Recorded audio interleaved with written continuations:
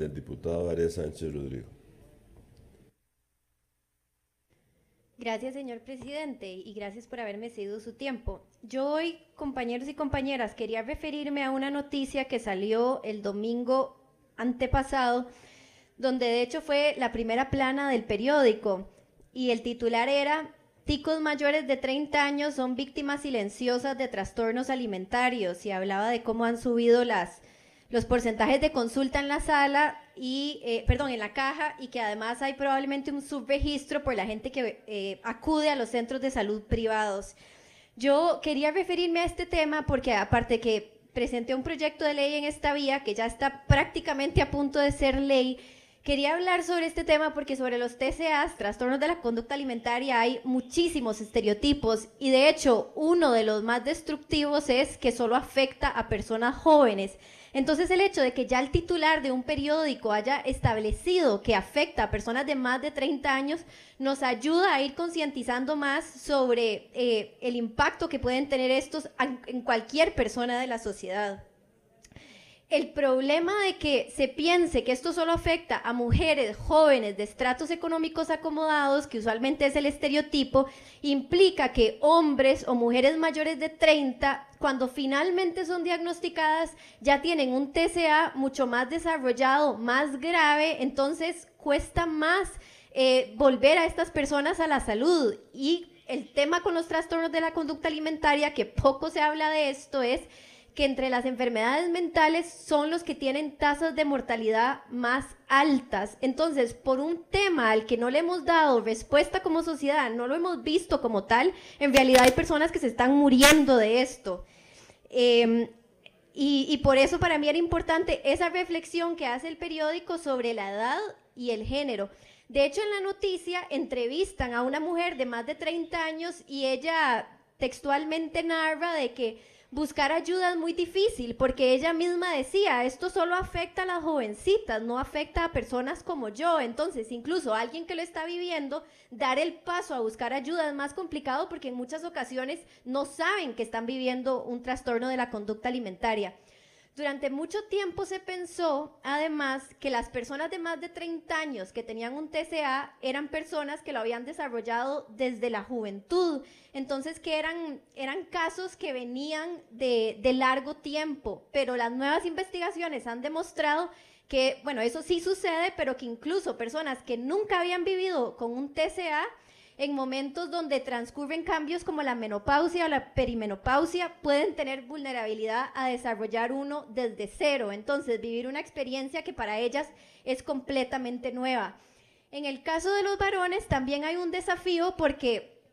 y ellos mismos lo narran en la noticia, no vi que hayan entrevistado a algún varón, pero en otros estudios que sí he leído, los varones dicen que usualmente la forma en la que está estructurado los planes de ayuda a personas que viven con TCAs están enfocados en mujeres. Entonces, que por ejemplo, los materiales de apoyo, las fotografías que incluso que existen en los materiales de apoyo, solo enfatizan en las mujeres. Entonces, tras de que ellos están viviendo un problema que de por sí es complicado para cualquier persona, no se sienten visibilizados en este problema.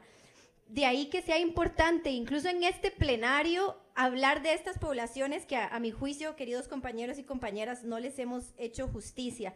Otro de los estereotipos más destructivos, que de hecho lo mencionan en el artículo también, es que existe la idea de que nosotros con nuestra vista podemos ver quién tiene un problema alimenticio y quién no. Y esto ha llevado a que muchas personas no encuentren ayuda desde el momento que tienen el problema, sino que más bien tengan que estar ya muy, muy mal para poder recibir la ayuda que merecen. Como una anécdota, compañeros y compañeras, esto pasó hace décadas, pero digamos, sí ilustra lo que les estoy mencionando. Yo era porrista, vi que una porrista estaba vomitando en el baño de la par mía, y yo lo que hice fue que le fui a decir a uno de los entrenadores lo que había sucedido, porque realmente me preocupaba, y los TCAs no quisiera que nadie los tenga que vivir. Pero la respuesta que viví cuando denuncié este caso fue que me preguntaron que a quién era que yo había visto o escuchado, y entonces yo mostré a cuál de las compañeras había visto, y la respuesta que recibí fue: no parece que tenga un problema. Y esto fue súper frustrante, porque es esto que les estoy diciendo, que las personas que viven con TCAs, y en muchos foros sobre este tema, las personas que viven con TCAs en varias ocasiones dicen, es que tras de que estamos viviendo con un problema, queremos recibir ayuda, tenemos que probar que tenemos un problema porque nuestro cuerpo no refleja tener un trastorno de la conducta alimentaria. En la noticia que les mencioné, una de las expertas decía que es solo como un 6% de las personas que tienen pesos muy, muy bajos. Es decir, que si nos guiamos solo por la vista, estamos dejando a más del 90% de las poblaciones desatendidas. Y esto además es muy cruel, porque es pedirle a alguien que tenga que estar todavía más mal en una situación que ya de por sí es complicada, para, como sociedad, darle la posibilidad de recibir ayuda. Por eso yo a veces, cuando hablo de TCAs, digo que como sociedad somos sumamente hipócritas, porque por un lado existen estos estereotipos de belleza, y cuando la gente baja de peso, usualmente lo que recibe son cumplidos y este tipo de cosas sin saber qué es lo que hay detrás, pero ya cuando personas tienen problemas de salud muy complicados, la sociedad simplemente se lava las manos. Otro tema que también me hace decir que la sociedad es hipócrita es que ya por fin estamos hablando de salud mental, finalmente, pero con los TCAs algo ha pasado, que no hemos logrado comunicar la gravedad de estos temas.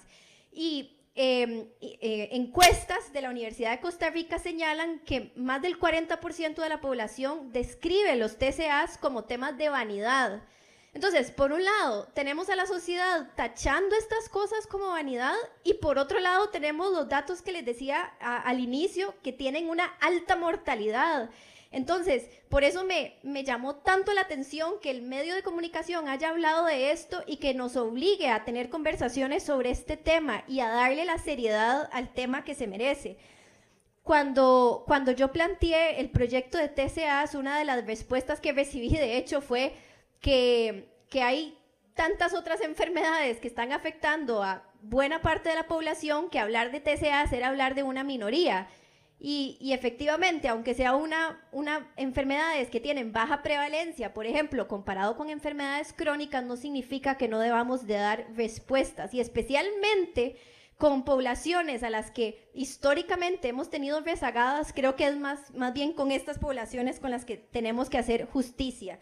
Entonces, para finalizar, queridos compañeros y compañeras, recordarles que hay un proyecto de ley en esta vía, y más bien agradecerles a todos ustedes porque en primer debate se votó de forma unánime. Lo único que falta es segundo debate, pero espero que con esto que les comparto hoy, con el hecho de que ya se le esté dando atención en medios de comunicación, logren entender la importancia de que nos estemos abocando a este tema, y también que ustedes y todos aquí pues sintamos